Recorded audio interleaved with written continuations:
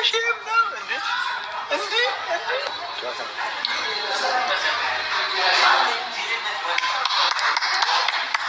ለኔስ አረባክ ማን አንተ ማን ናላኩስ ና ማን ቦክሰር አቢቢ ና በላን ነው የምታውቁት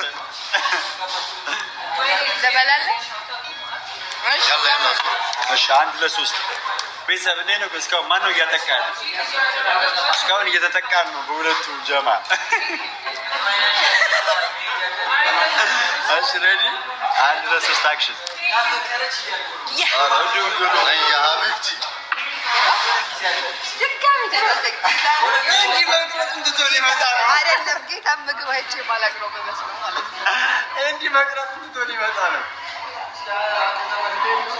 አቻራ ነበረኛው እንዴ ተመልካች እዩ ባንዴ ታጉስ ማን አንተ ማን አንተ አላኔ ራበኝ ወደ ጮኸ ምን አይተክን ያመጡት አንቺ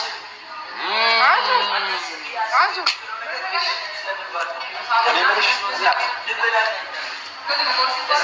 እሺ ረስተሽ አቤት አዛይ መሳይ እሺ ናጥቀስና ጉንሳት ዝም ብላ አርፈ ጉንሳት እሺ ወላሂ ነው እኔ ነኝ የበላው ምግቡ አንድ ለሶስት ማሸነፍ ደስ ይላል በላ ጀመር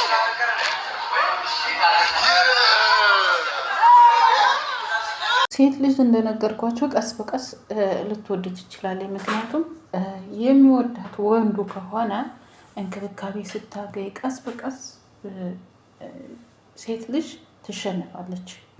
ግን ሴት ልጅ ወዳ ሲሆን እሱ ሳይወዳት ግን ጊዜያዊ ነገር ነው እንጂ ሪል እስከ መጨረሻው አይሆንም። ወንድ ልጅ ግን ካፈቀራችሁ እስከ መጨረሻው ድረስ ነው። ሰላም ጤና ይስጥልኝ። ውድና የተከበራችሁ የመታገስ ቤተሰቦች እንዴት አላችሁ? ነው ያለው። እግዚአብሔር ይመስገን ሁሉ ሰላም ነው። እናንተም ሰላማችሁ ይዛ እያልኩ ላይክ ሰብስክራይብ እያደረጋችሁ የምታበረታቱኝ እጅግ አድርጌ አመሰግናለሁ። የኔ ቤተሰቦች ላይክ ሰብስክራይብ ያላረጋችሁ ሰብስክራይብ ያደረጋችሁ ቤተሰቡን ላለው ውድ ቤተሰቦቼ እንግዲህ ሄሉሻ ማለት ነው ከጆሲ ጋር እየተጫወቱ ነው ማለት ነው። ታውቃላችሁ ሄሉና ኤሪክ እየተጎራረሱ በአንድ ወገን ሆነው ማለት ነው።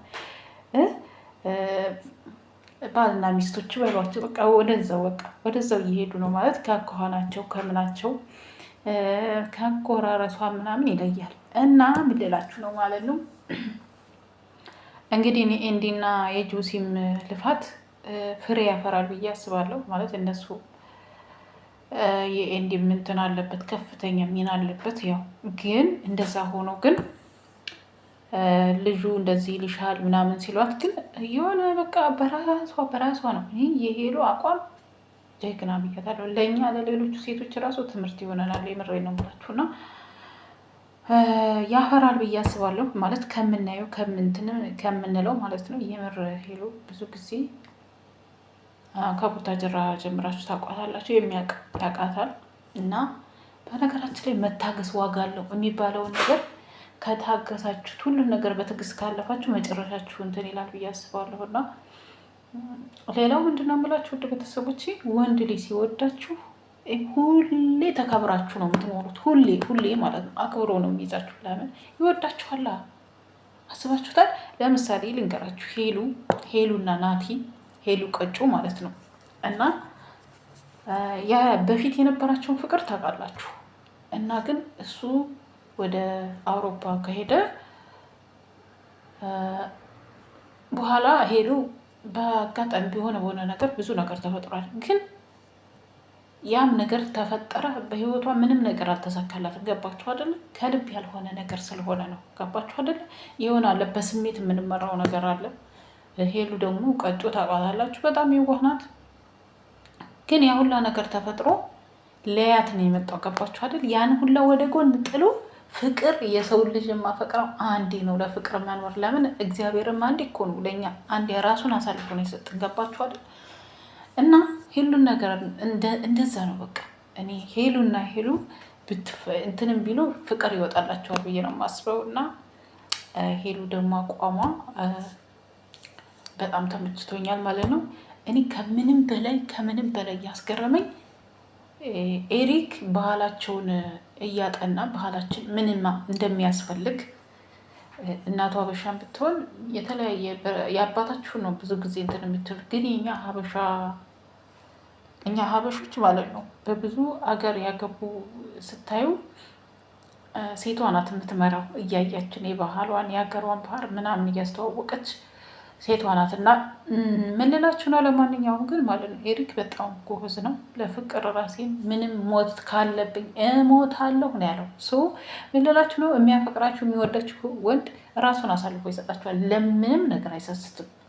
ክብርማ ተወው፣ ነፍ ነው ክብር ትላላችሁ ትጠላላችሁ። ክብር ማለት ነው ነፍ ነው ክብር። ግን ራሱን መጽዋት እስከ ማድረግ ነው የሚያደርግላችሁ ወንድ ልጅ ከወደዳችሁ። ያ ማለት ምን ማለት ነው? ሴት ልጅ ስትወድና ሴት ልጅ ያፈቀረችው ጋር ነው መኖር አለባት የሚባለው። እኔ ይህንን አልደግፍም። ወንድ ልጅ ነው መጀመሪያ መውደድም ማፍቀርም ያለበት። ለምን ብትሉ ትዳሩን በረከት ይኖረዋል። በቃ ጥሩ ህይወት ትኖራላችሁ። ሴት ልጅ ካገባች በኋላ ወደ ቤቷ ትዳሯ ቤቷ እንዳይጎል ልጆቿ በቃ ብዙ ነገር የምታደርገው ሴት ልጅ እንደዛ ነው። ገባችሁ አይደል? ሴት ልጅ እንክብካቤ ካገኘች ትወዳለች። ፍቅር ግን ሴት ልጅ አፍቅራ ወንድ ልጅ ሳያፈቅራ ሴት ልጅ አፍቅራ እንትን የምትለው ለጊዜው እይጠቀምባችኋል እንጂ ወይንም ልጅ ምናምን እንትን ብሎ እሱ አሸሸ ገዳም ይላል። ያው እያያችሁት ነው፣ ብዙውን እያያችሁት ነው። ገባችሁ አይደለም? ለምሳሌ አብርሃምን ላንሳላችሁ። አብርሃም እና ሩታ ከምንድን ነበር ያነሳችሁ? በገመድ እታነቃለሁ እንደዚህ ላለው ሲል ነው አይደል? እንዴት ታግሳ ከዛ ሁላ ከመሬት ተነስተው ዛሬ መኪና፣ ቤት፣ ብዙ ነገር። ግን ያንን እራስቶታል። የለም ከመኪናም በላይ ከገንዘብም በላይ ደግሞ ወርቅ የሆነ የእግዚአብሔር ስጦታ ልጅ ሰጥተዋለች አይደል? ልጅ የእግዚአብሔር ስጦታ ነው። ወርቅ ከወርቅም በላይ ማለት ነው። በገንዘብ በምንም የማትለኩት ማለት ነው። ምን ልላችሁ ነው ውድ ቤተሰቦች፣ ኢቨን እሷ የእሱን ልጅ እንትን ብላ እሷን መንከባከብ ነበር የነበረበት እንጂ እንደዛ ማድረግ የለበትም ብዬ ነው የምነግራችሁ። ሩታ መጀመሪያ እወድሃለሁ ብላ ስለመጣች ገባችሁ አይደል? እና ምን ልላችሁ ነው ውድ ቤተሰቦች፣ ዛሬ ላይ አሁን ሩታ የእሱን ልጅ ይዛ እንትን ብላ እሱ ግን ወንድ ስለሆነ አሸሸ ገዳሚ። ይችኛም ወዷት አይደለም፣ በግፊት ነው ቀለበት ያሰረላት፣ በግፊት ነው። አሁን ሽማግሌ ላክ እየተባለ በግፊት ነው፣ ሁሉ ነገር በግፊት። ነገ ቆይታ ያላችሁ ሌላ ሰው ብትመጣ ሄርሜላ ከሩታ እንደማትብስ እነግራችኋለሁ 100%። ጸባያችሁን የሌላችሁን ጸባይ የሚያስወጣችሁ ሰው ነው። በነገራችን ላይ ክፉ የሚያደርጋችሁ ሰው ነው። እና ምን ልላችሁ ነው ውድ ቤተሰቦቼ፣ ሄሉ በጣም በራስ መተማመን ያላት፣ ሰውንም በህይወቷ ጣልቃ አታስገባም። ራሷ ነው ውስን የምታደርገው። እና ሄሉሻ ጀግና ነሽ፣ ኤሪክም ጀግና ነው። ይገባችኋል ነው የምለው። ጎበዞች ናችሁ። ፈጣሪ ከእናንተ ጋር ይሁን ነው የምለው። እግዚአብሔር የሰው ልጅ ጅማሮ ምንም ይሁን ብያችኋለሁ፣ መጨረሻው ሲያምር ነው። እና መጨረሻችሁ ይመር። አሁን ይህን ኩላ ለምንድን ነው እንደዚህ አወራችሁ ልትሉ ትችላላችሁ ውዶች ማለት ነው። ብዙ ጊዜ በተለይ እኛ አረብ ሀገር ያለን ሰዎች በጣም በብዙ ጊዜ እንጎዳለን። አስታውታችሁ ከሆነ የሆነች ልጅ ናት ፍርድ ቤት ሄድ ፍቺ አረብ ሀገር የመጣ ቤቱን ሰርታለት ምናምን ብሏል። እና ጥንቃቄ አድርጉ።